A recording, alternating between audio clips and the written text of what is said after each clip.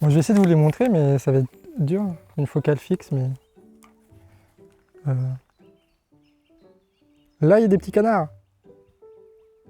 C'est quand même incroyable, hein. On va faire une vidéo sur les poissons et on fait ça au bord d'un lac.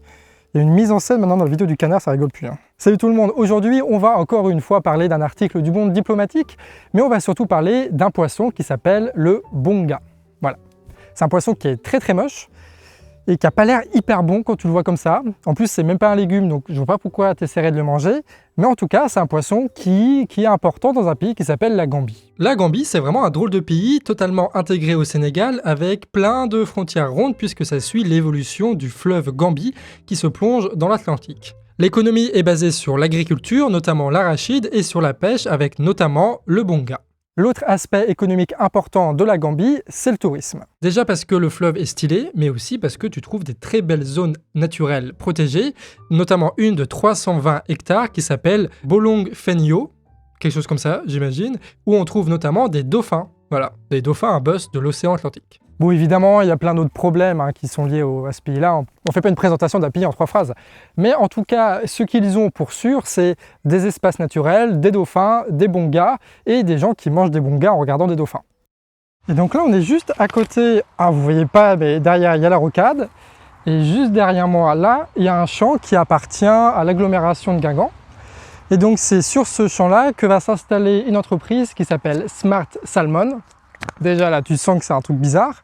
Et cette entreprise qui va s'installer probablement, elle élève et elle transforme des saumons. Et produire comme ça des saumons, c'est ce qu'on appelle de l'aquaculture. Et ça a pas mal de bonnes vertus, comme de ne pas avoir besoin d'aller pêcher ces saumons en mer, et sur le fait que ça produise beaucoup moins de CO2 que le bovin ou le porc par exemple. Sauf que évidemment, si tu mets des milliers de saumons au même endroit, ils ne vont pas pouvoir se développer normalement, et les maladies vont se répandre à une vitesse incroyable. Du coup, tu es obligé de blinder de médocs qui vont évidemment se retrouver dans la viande après. Tu as un problème d'eau aussi, puisque l'usine va avoir besoin de 600 mètres cubes d'eau par jour, ce qui n'est pas forcément une bonne idée vu le réchauffement climatique et le soleil qui tape bien sa mère alors qu'on est qu'en juin. Après, tu as d'autres éléments qui sont un peu chiants en vrai, c'est quand le saumon il sort de la piscine pour aller après dans l'océan, et vu que c'est des saumons qui sont beaucoup trop gros, ils bouffent tout et ça nique les écosystèmes. Mais ça, c'est plus valable en Chine où ils font des piscines à l'intérieur des mers, alors que là, comme vous pouvez voir, il n'y a pas du tout la mer nulle part, ça va être en plein champ avec des piscines. Bonjour. À la zone, c'est destiné à la zone. Ouais, c'est ça. Je suis le président d'agglomération. Incroyable, hein? Voilà. C'est fou ça. Ah ouais. Et pour comprendre le lien qui lie cette histoire de Guingamp avec la Gambie, il faut qu'on parle de la Chine et des nouvelles routes de la soie. C'est un immense projet diplomatique et économique lancé en 2013 qui a pour but d'investir de nombreux pays et notamment les plus pauvres pour construire des infrastructures productives et aussi renforcer le pouvoir industriel de la Chine, mère de sa puissance diplomatique. Pour vous donner une idée, fin 2018, c'était 1600 milliards qui étaient investis à travers 77 pays avec plus de 3100 projets réalisés. Et la Gambie, ça fait partie de ces pays africains pauvres, du coup, qui ont accepté des contrats avec la Chine. Et la Chine a investi 33 millions dans des infrastructures. Et il y a aussi eu des promesses de créer des infrastructures publiques, notamment des routes. Ces industries, ce sont 3 usines qui transforment le poisson en poudre pour exporter dans les pays riches. Une poudre qu'on retrouve dans la bouffe pour saumon en aquaculture. Les poissons d'élevage sont nourris avec des poissons sauvages. Ouais. Non mais c'est n'importe quoi, non mais tout le monde est d'accord sur le fait que ce soit n'importe quoi, mais apparemment c'est moins cher de faire ça, de pêcher des poissons sauvages à la con pour les réduire en poudre, pour les donner aux saumons, que de leur donner directement d'autres nourritures qui viennent des plantes ou ce genre de choses. Et le plus triste, c'est qu'il y a des gens qui achètent des saumons d'élevage en pensant que vu que c'est de l'élevage, c'est pas de la pêche et donc il n'y a pas tous les désagréments qui vont avec. Sauf que pour 1 kg de saumon d'élevage, il faut pêcher 15 kg de poissons sauvages. Donc ça veut dire qu'on pêche 15 fois plus avec des saumons d'élevage qu'avec des saumons directement sauvages. Sans compter tous les transports, tout le travail, tout le bordel qu'il y a à côté évidemment. Le 22 mai 2017, une de ces entreprises chinoises, qui avait pourtant promis d'être écolo, évidemment, balance un reflux saturé d'ammoniac et d'arsenic de son usine dans le Bolong Fenyo, la réserve naturelle avec les dauphins tout ça, et qui était le gros argument touristique du pays, provoquant une catastrophe écologique monstrueuse. Au final, seuls 25 000 € d'amende sera retenu contre Golden Lead, l'entreprise chinoise, puisque évidemment, ils créent de l'emploi, du coup, faut pas les pénaliser. Le plus triste dans l'histoire, c'est que les bateaux, c'était gros bateaux évidemment, ils font pas ça sur des petits bateaux, c'est des gros bateaux et c'est des bateaux chinois. Donc c'est dirigé par des Chinois et les marins qui sont là-bas, c'est des Sénégalais, mais pas des Gambiens. Et évidemment, ils travaillent dans des conditions absolument déplorables, qui est recensé par le monde diplomatique et qui est recensé aussi dans le reportage que je vous mets en description, un reportage en anglais, dont viennent les principales vidéos stylées que tu peux voir dans les voix off. Et c'est donc dans ces conditions que le Bonga est pêché et même surpêché jusqu'à l'épuisement. Il n'y a pas beaucoup de contrôle en mer, et les rares qui se font, ils se font grâce à un navire de Sea Shepherd pour essayer de réguler un petit peu le trafic, pour que les bateaux respectent leur zone et recensent le nombre de kilos de poissons qu'ils ont pêchés. Quoi qu'il arrive, les pêcheurs locaux avec leurs petits bateaux se retrouvent donc sans rien ou presque, et le Bonga est devenu un produit de luxe, et ça en quelques années. Alors qu'à la base, le Bonga couvrait la moitié des besoins en protéines de la population. Quant aux politiques, le ministre de la Pêche qui a signé les contrats avec la Chine a démissionné en octobre parce que la police a découvert chez lui des dizaines de milliers de dollars venus de l'industrie chinoise, des industries donc de fabrique de farine. Donc ça veut dire que les industriels chinois ils ont réussi à corrompre et à avoir pour soi l'État juste pour quelques dizaines de milliers d'euros. C'est un investissement, enfin, je veux dire, c'est comparé au lobbying européen, encore une fois, c'est la concurrence déloyale. Là, il suffit de quelques dizaines de milliers d'euros pour que ça marche. Et c'est pour ça, à mon avis aussi, que la Chine est très intéressée par les pays pauvres, parce qu'ils peuvent très facilement les manipuler avec 3 fois rien. C'est beaucoup plus rentable la corruption là-bas. Mais malgré la démission de ce ministre, le gouvernement, là, aujourd'hui, nie encore les désastres écologiques causés par les usines. Ils disent que tout est très bien, tout est très écolo, tout ça. Et du coup, ils sont pas dans la merde, les Gambiens. Hein. Bref, les crimes sont perpétués. Tu as les industriels qui arrivent à freiner des cas de fer toute condamnation. Et pendant ce temps-là, tu as moins en moins de Bonga. Quant aux infrastructures promises par la Chine, comme une route par exemple, ces routes en fait ne sont que construites si elles servent aux énormes camions pour relier le port aux usines. Et les routes qui servent juste aux gens, elles ne sont pas construites, elles ne le seront probablement jamais. Si on revient à Guingamp avec cette affaire de ferme à saumon, ce qui est rigolo, c'est le discours qu'a produit au niveau du marketing cette usine à saumon. Ils disent que leur ambition, c'est d'avoir une ferme hautement durable, entièrement autosuffisante, entièrement circulaire, ce qui signifie qu'elle n'aura aucun impact carbone. Même les pires projets comme ça industriels, ils utilisent maintenant le discours, le langage, qui est presque de la permaculture. Ça, c'est un discours normalement que tu retrouvais il y a quelques années dans la permaculture. Et là, maintenant, c'est utilisé pour ça. Je trouve ça assez incroyable. Et je trouve que c'est un foutage de gueule assez monumental, surtout que derrière, tous les élus qui n'ont pas envie de se mouiller, les maires, les machins, notamment ceux de Guingamp, ils utilisent exactement mot pour mot la même langue de bois, les mêmes arguments à la con qui ne sont prouvés par rien et qui ne montrent rien. Mais surtout, il dit un truc incroyable, le maire de Plouzy, il dit qu'il n'y a pas de risque de voir une pollution aller jusqu'au Trieux. Il n'y a aucun risque que ce truc pollue, tu vois. Tout d'un coup, ces milliers de tonnes de déchets qui sont de la pollution, ils vont être retraités magiquement, on ne sait pas comment, mais ça va être retraité. Ils utilisent même le mot audacieux, c'est pour vous dire à quel point la GPA est macroniste. Enfin bref. Et tout ça, évidemment, ça se fait au niveau de l'agglo parce que tu as très peu de contrôle citoyen, tu as très peu de moyens de pression parce qu'en fait, c'est plein de maires qui sont en plus sur un grand territoire. Et c'est assez facile parce que tu vois que tu n'as pas des petits opposants d'une liste minoritaire qui va faire du bruit là-dessus parce qu'ils ne sèchent pas là-bas. Et la seule chose que tu as, c'est des maires qui sont très consensuels et qui disent oui, machin, les emplois, parce qu'évidemment, c'est le gros argument. Les 100 millions investis vont produire 100 emplois à Guingamp. Voilà. Et du coup, à cause de ce chantage à l'emploi, c'est ce que font les industriels, on arrive à des situations où des maires trouvent que c'est une bonne idée de faire un projet qui n'a aucun sens tant que ça produit de l'emploi. Et du coup, on a l'impression qu'ils peuvent proposer n'importe quoi, tant que ça crée de l'emploi, c'est bon, tu vois.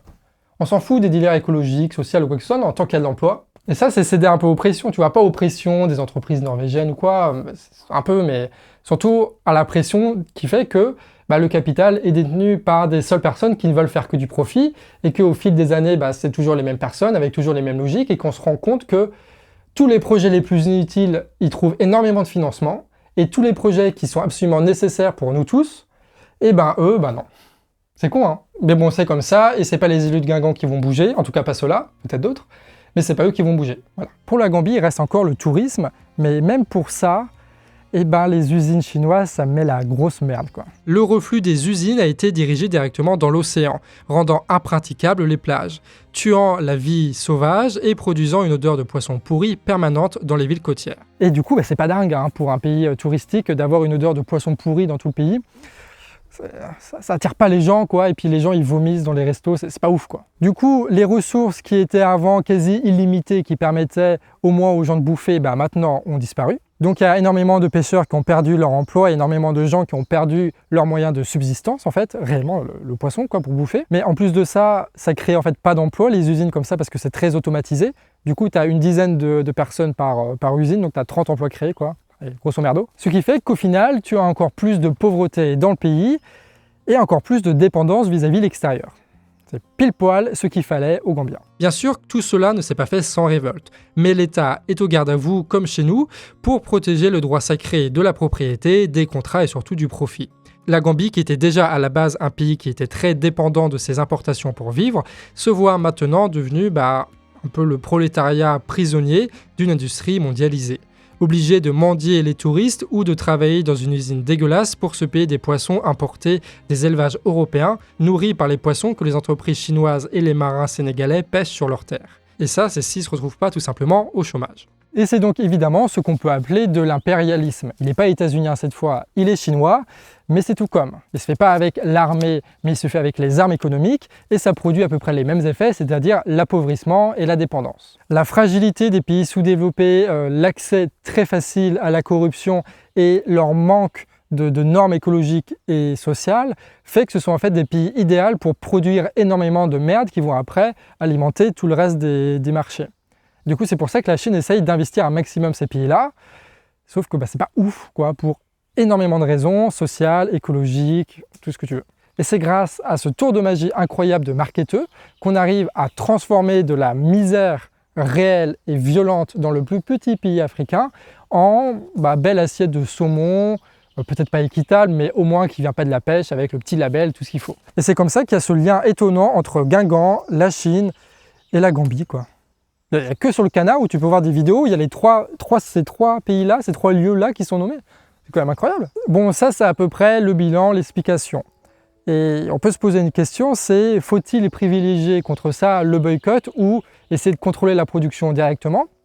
Et comme de nombreuses questions qui commencent par faut-il privilégier, la réponse est on n'a qu'à faire les deux. Ce qui est bien avec le boycott, c'est que tout le monde peut agir sans attendre l'action collective. Mais ça peut très bien se résumer au final, si ça marche bien, juste à un label qui peut être facilement détourné et des industriels qui, avec le temps et la corruption, finiront par trouver une faille, augmentant soit les marges ou alors pratiquant des tours de magie comme on a vu ici avec le poisson. C'est comme les invectives, les tu dois, les petits trucs moralisants sur les supermarchés ou tout ça pour essayer de mieux consommer. Ça marche pas. Ce serait bien si ça marchait, de juste dire il ne faut pas acheter ça pour que ça ne se fasse pas. Mais il y a quelque chose de plus fort qui s'appelle le marketing, qui s'appelle le pas de fric, qui fait que contre ça, tu ne peux pas trop lutter, quoi. Quant au contrôle de la production qui consiste à ne pas rendre accessible ce genre de truc, ça a cette qualité que ça nous met tous à l'abri de l'art vicieux des marketeurs, des politiques macroniens et des pirouettes industrielles. Mais ça veut dire qu'il faut choper le pouvoir pour ça et tenir tête à tous les lobbies qui vont nous faire la guerre, ce qui semble peut-être un peu plus complexe que d'organiser une campagne de pétition. Mais bon, ça résoudrait quand même pas mal de problèmes à la fois. Il y a une relation de codépendance entre les deux stratégies. Parce que le boycott, ça peut nous permettre d'avancer un petit peu, mais c'est pas ça qui va concrètement résoudre le truc. Et puis en plus, ça va se fatiguer. Et puis les industriels, ils vont trouver une porte de sortie pour nous, pour nous la faire à l'envers. Mais en même temps, on a besoin de ça pour donner une énergie militante, pour entraîner quelque chose et pour sensibiliser avec un exemple concret des malfaits de la mondialisation, du capitalisme international et tout le bordel, quoi. Du coup, on a besoin d'exemples, on a besoin réellement d'énergie et du coup, tout ça, le boycott, ça peut concentrer tous ces trucs-là. Alors oui, c'est vrai, sur un sujet, sur un petit instant, mais ça poursuit un processus d'éducation populaire un peu, quoi. Et ce processus d'éducation populaire, de politisation, c'est ce qui va nous permettre à terme de sensibiliser un maximum sur comment est-ce qu'on produit les choses dans le monde et se poser la petite question de est-ce que ce serait pas mieux de contrôler un petit peu tout ça plutôt que de laisser faire. Et c'est là-dessus qu'on termine cette vidéo incroyable qui parlait de Guingamp, de la Gambie, d'un poisson très moche et de la Chine. J'espère que ça t'a plu. Voilà, c'est un article du Diplo avec un petit bout d'enquête du Canard sur ce qui se passe là à Guingamp. Évidemment, on va continuer cette enquête, on va faire un truc bien carré. Là, c'était pas très journalistique, mais on va le faire parce que le journal local en papier va ressortir en juillet. Et du coup, on va faire un premier papier, puis peut-être un deuxième, un troisième, et puis essayer de lancer des dynamiques militantes pour essayer de contrer ce projet-là. Surtout si avec notre enquête on se rend compte que c'est vraiment de la merde. Et du coup ce qu'on a fait là un peu en prémisse, on va peut-être le faire perdurer dans de prochaines vidéos. Tu sais, d'essayer de lier des affaires locales à une actualité nationale ou internationale pour donner un petit peu de concret à de quoi on parle. On parle de choses concrètes et des choses qu'on peut faire aussi chez nous parce que s'il y a des choses qu'on peut faire à Guingamp, vous pensez bien qu'on peut le faire partout. Non pas parce que Guingamp c'est nul comme ville, hein, mais c'est juste parce qu'on est l'exemple que tout le monde va imiter à un moment ou à un autre. C'est ça ce que je veux dire. Voilà, des bisous et à la prochaine.